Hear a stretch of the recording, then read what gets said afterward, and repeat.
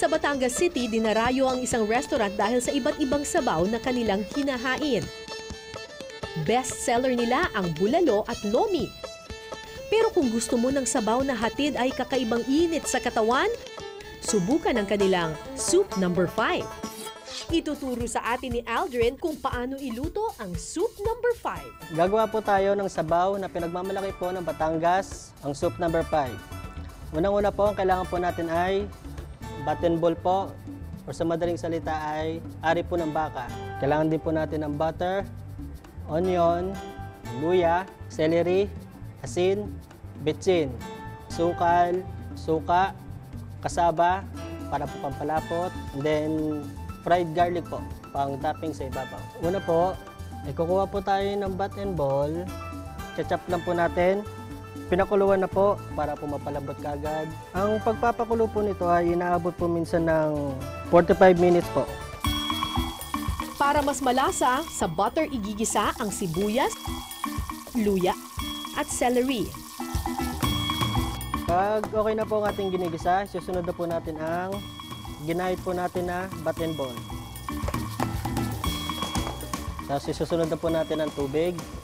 Hintayin lang po natin kumulo bago po natin siya titimplahan. Titimplahan ng soup base ng asukal at konting suka. Kailangan po kasi ang lasa po niya ay manamis-tamis na masim-masim. Pero kailangan po mas nangingibabaw po yung tamis niya. Hintayin lang po natin siyang matunaw yung mga nilagay nating condiments. After nun, kailangan po natin ng kasaba para po sa pagpapalapot po. Kailangan po ang lapot niya ay sakto lang po, yung hindi po siya masyadong malapot. Pakuluan pa ang sabaw ng 2 minuto. Pagkatapos, pwede nang humigop ng Soup No. 5. Ito na po ang pinagmamalaki ng George Janes, ang Soup No. 5.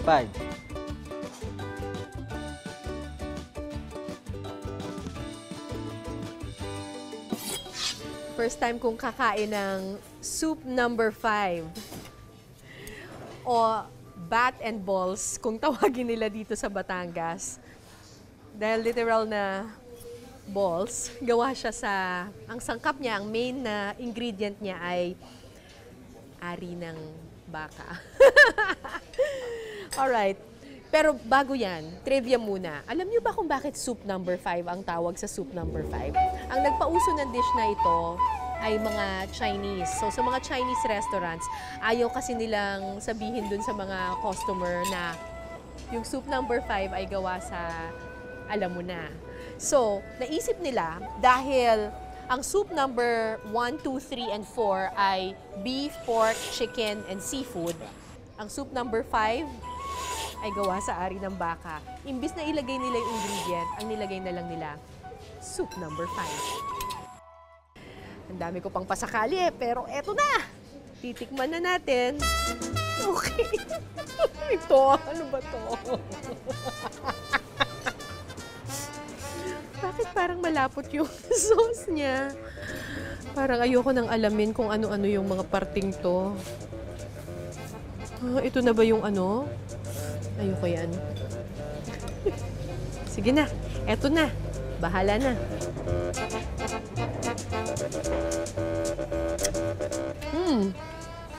Masarap naman. Medyo, wag mo na lang i-imagine kung ano yung sangkap niya.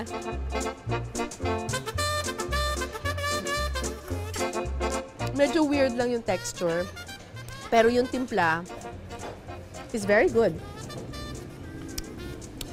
Ang tanong, meron kayang papayag sa ating challenge na tumikim din ng Soup No. 5? Tara, maghanap tayo ng mga matatapang. Hi guys! Hi, anong name mo? My name is Reagan. Reagan and Bernie. Alam niyo ba kung ano to? Soup No. 5. Okay, tikman muna. Fabulous. Go, go, go!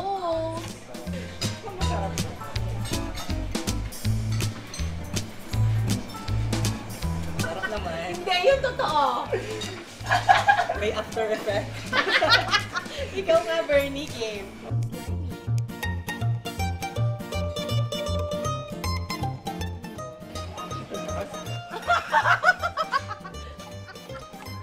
Alam mo ba kung ano ingredients ng soup number 5? Alam mo? Hindi. Ikaw hindi mo rin alam. Ano siya? Yung ari ng baka.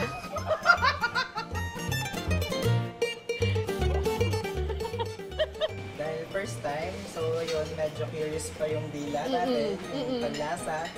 Pero all in all naman, masarap naman pala talaga siya. Oo. Kaya-kaya mo yan, Abby. Lagyan mo ng karne. Yan! Fabulous.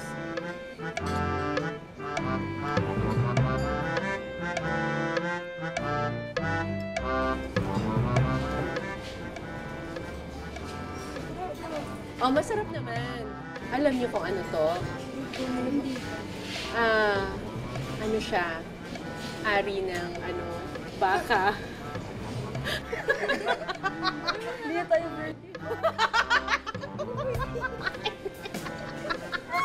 Hindi baka naman to, hindi naman to tao. Pero kakain ka pa ba ulit nito? Paslong po ng paslong na ari ng baka. Bukod sa masarap, marami rin ang humihigop ng soup number 5 dahil naniniwala sila na ang sabaw na ito isa ring aphrodisiac. Kwento ni Kuya Teddy, mas sumisigla at bumabata raw ang pakiramdam niya pagkatapos niyang kumain ng soup number 5. Kaya naman sa isang linggo, 2 beses siya kung humigop ng sabaw na ito. Pag kumakain ako ng batimbol, yung umiinit ba yung katawan ko? Parang napula yung buong kong katawan, gano'n. Para masigla, lagi. Pag batimbol lang kinain mo, parang laging maligan sabay yung katawan. Hanggang ngayon, parang hindi nagbabago yung lakas ng katawan ko. Pag kumakain ako niyan.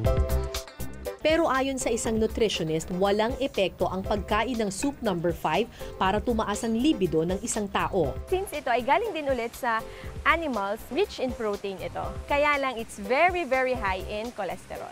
No? Walang scientific study na nagpapatunay na ito ay may katotohanan. So, ito ay mga beliefs lang ng mga kumakain. Totoo man o hindi na nakapagpapataas ito ng libido, ang sigurado, kahit sino marerelax sa tuwing humihigop ng mainit na sabaw.